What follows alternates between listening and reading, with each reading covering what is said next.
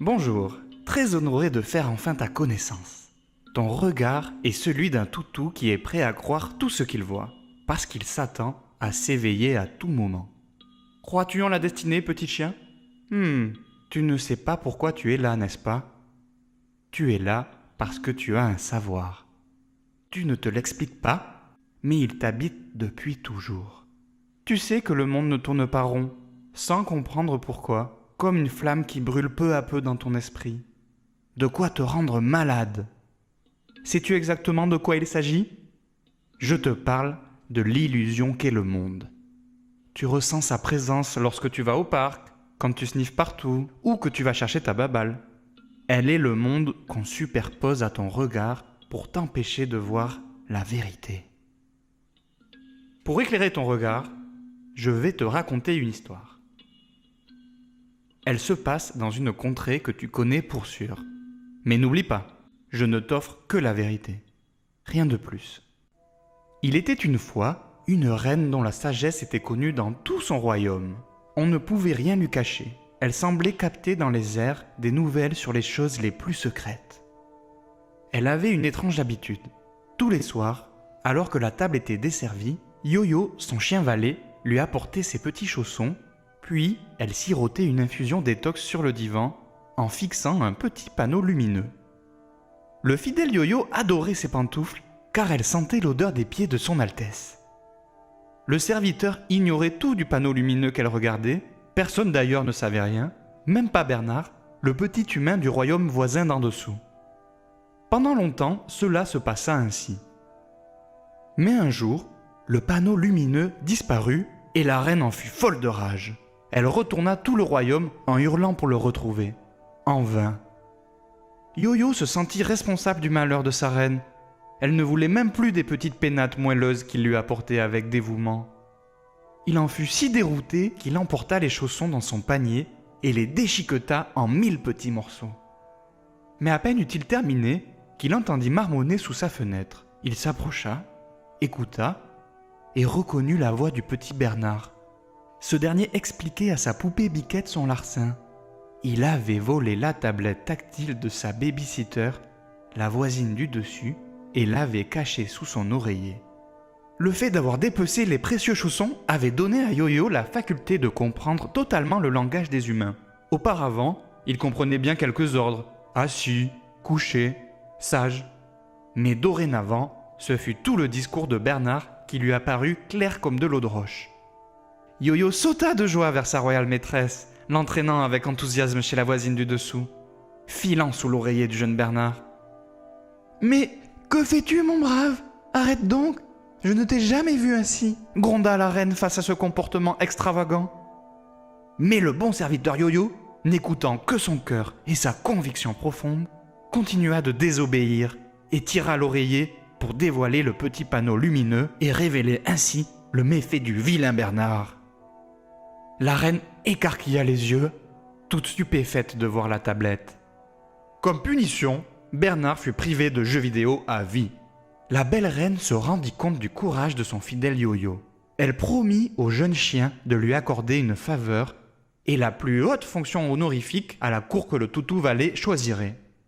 Mais Yo-Yo refusa et demanda seulement qu'on lui enlevât son collier contre une petite bourse remplie de pièces autour de son cou poilu.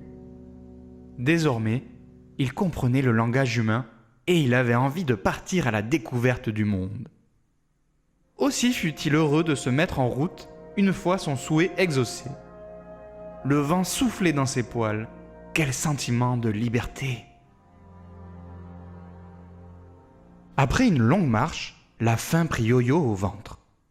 Grâce à ma nouvelle compréhension du monde et à mon argent, se disait-il, je vais pouvoir acheter de la viande dignement. Il se rendit sur la place du marché et demanda « De la viande, je vous prie, mon bon monsieur !» Malheureusement, aux yeux du boucher, Yo-Yo n'était qu'un chien et il avait beau connaître son langage, l'homme, lui, ne le comprit pas et s'adressa à lui avec mépris. « Que veux-tu, sale cabot ? Va-t'en, petit voleur !» Yo-Yo fut pris au dépourvu. Une gentille petite princesse et son père qui passaient par là virent le désarroi de Yo-Yo. « Cher papa, ce chien misérable me fait bien de la peine. Demande de la viande fraîche pour ma caniche duchesse, s'il te plaît, et nous lui en donnerons un petit morceau. » Quand l'enfant lui tendit la viande, Yo-Yo, qui avait l'estomac dans les coussinets, ne put s'empêcher de chaparder le tout, s'enfuyant précipitamment. La petite princesse pleura alors. « Ouais, le boucher avait raison. Ce maudit chien est un brigand. Il n'a rien laissé à Duchesse. » Au crépuscule de cette dure journée, Yo-Yo arriva dans une grande ville. Comme il faisait froid, il songea à son confortable panier d'autrefois, mais, la seconde d'après, il s'enthousiasma en pensant à sa frétillante indépendance. Un carton sur le trottoir à l'angle de la rue s'exclama alors. « Viens là-dessous, mon petit toutou, nous nous tiendrons chaud. » Sous le carton se trouvait un vieil homme barbu sentant une délicieuse odeur, rappelant au souvenir de Yo-Yo les lointaines senteurs des pieds de sa chère reine. Même si à présent, il n'avait ni Dieu ni maître, il lui arrivait de repenser à elle avec tendresse, elle qui avait consenti à lui rendre sa liberté. Le chien et l'homme au carton s'entendirent tout de suite et se racontèrent leur joie et leur peine à la lumière de la bougie et à la chaleur animale. Enfin quelqu'un comprenait notre cher Yo-Yo. Au petit matin, Yo-Yo se réveilla en sursaut, seul sous son carton. Un papier était suspendu à son cou à la place de sa bourse. Il y était inscrit « Désolé, je volais tes pièces, mais ce monde injuste ne m'a pas laissé le choix. » Yo-Yo se sentit dans un premier temps blessé et en colère. Puis, il repensa au boucher, à la viande et à la petite fille qu'il avait déçue. Lui non plus n'avait pas eu le sentiment d'avoir le choix. Alors comment en vouloir au vieillard ? En vérité, il le comprenait très bien et se reconnaissait en lui. Il décida de continuer sa route et, qui sait, la chance finirait peut-être par lui sourire. Après avoir parcouru quelques chemins, il atteignit un royaume incroyable. Les maisons étaient d'immenses bars et sur leurs façades se reflétait le ciel. Les sujets de cet empire filaient à toute allure en regardant de minuscules panneaux lumineux, en disant « Je suis pressé, vite, poussez-vous, je suis pressé !» Yo-Yo, subjugué par cette cohue, par ce chaos même, ne savait plus où donner de la truffe. Il entendit une grosse voix derrière lui. « Mes actions s'effondrent, je dois réagir, je largue mes dividendes des réseaux sociaux et j'investis dans le commerce international du soja transgénique bio. Vite, je suis pressé !» L'homme en noir, absorbé par la lumière de son petit panneau, trébucha alors sur Yo-Yo. Sur les fesses, il devint rouge et de la fumée sortit de ses oreilles. Il laissa éclater son courroux et s'écria, furieux. « Que fais-tu au milieu de mon chemin, satané clébard ? Un feignant comme toi n'a rien à faire ici. Retourne d'où tu viens, espèce de fripouille paresseuse !»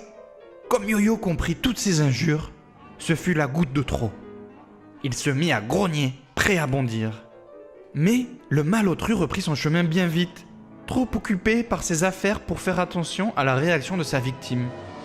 Yo-Yo le rattrapa par le mollet. Il enfonça ses crocs autant qu'il put dans la chair dodue de l'homme en noir. « Oui, ce chien aurait ma mort. Police, au secours, enfermez-le.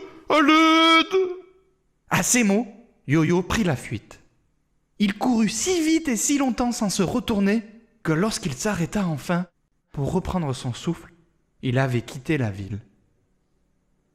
Il s'endormit de fatigue au bord d'un champ de maïs, non loin d'une aire d'autoroute. Comme cette aventure l'avait épuisé, après sa sieste, Yo-Yo sentit en lui une immense tristesse à laquelle il ne put rien. La vérité sur sa condition lui apparut. C'était un esclave. Et même si sa maîtresse l'avait autorisé à partir, il était né enchaîné et quoi qu'il fasse, le monde restait toujours une prison. Certes, au cours de son périple, il avait connu quelques instants le sentiment de liberté, mais n'eut malheureusement pas l'occasion de s'accomplir dans son élan. Il découvrit surtout la souffrance et la solitude que cette liberté impliquait. Grâce ou à cause de la connaissance du langage des humains, il vécut et comprit ce que signifiait le terme de violence. Et la seule réponse possible qu'il avait trouvée était la désobéissance et la violence elle-même. Yo-Yo rentra chez sa maîtresse, non sans une certaine amertume. En faisant cela, il s'assurait un certain confort dans ce monde si dur. Mais il en demeurait d'autant plus patte avant et patte arrière liées. Au fond de lui, la lueur d'une flamme subsistait. Un jour, il aurait peut-être une petite chance de devenir vraiment libre.